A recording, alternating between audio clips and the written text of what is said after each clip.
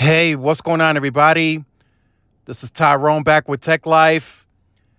And Ookla released their first quarter report. And this is a great article from the Business Wire. I will leave it in the description down below so you guys could check it out. T-Mobile, once again, fastest, most available 5G network, according to the Ookla report. Across the board, 42 states out of 50, they had the fastest speed. And then I think 72 out of 100 top markets, they were also the fastest. Now, with Ookla, it's kind of tough to really draw a conclusion because there's so much data to pull from, and you don't really know where it's coming from. It's crowdsourced based, and it can be manipulated in many ways. There can be some millimeter wave in there.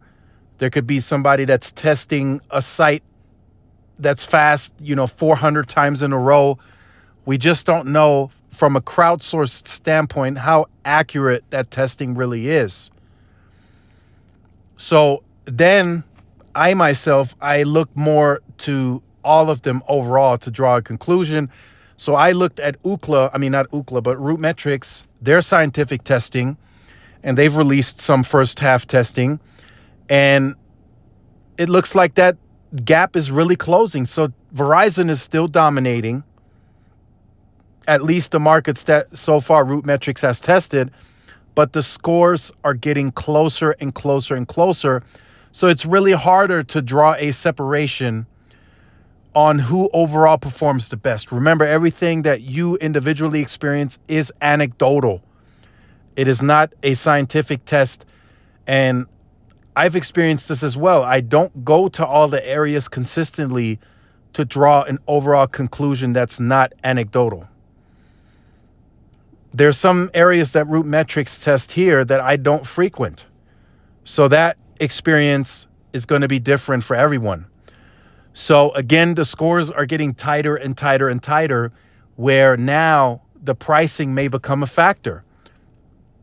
If you're based within that city and you don't travel outside of the city, pricing could become a factor for you, and you may start choosing T-Mobile because they are cheaper, and yet there is no real separation anymore.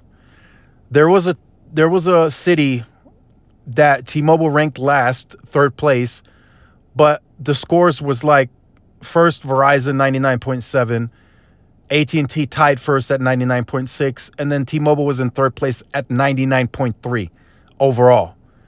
There's no real separation anymore. Now the separation comes, and I talked about this earlier with the Tech Extremist. I will leave his Twitter and his channel in the description down below.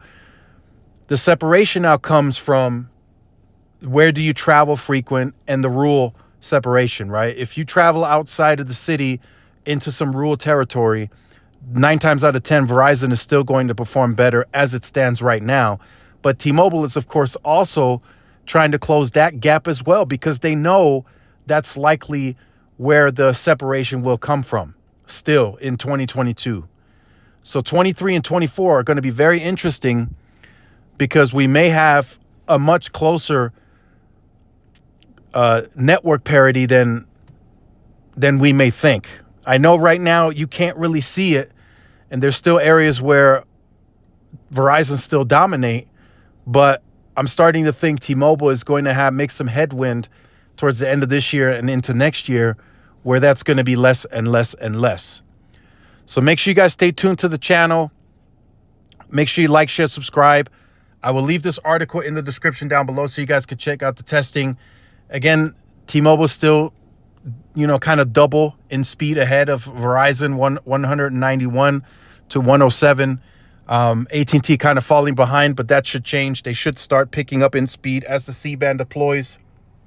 So make sure you guys check that out. I will follow up if there's anything else that comes up. Maybe we do get open signal as well. So make sure you guys stay tuned to the channel for that. And this is Tyrone with Tech Life, and I will see you guys in the next one. Peace.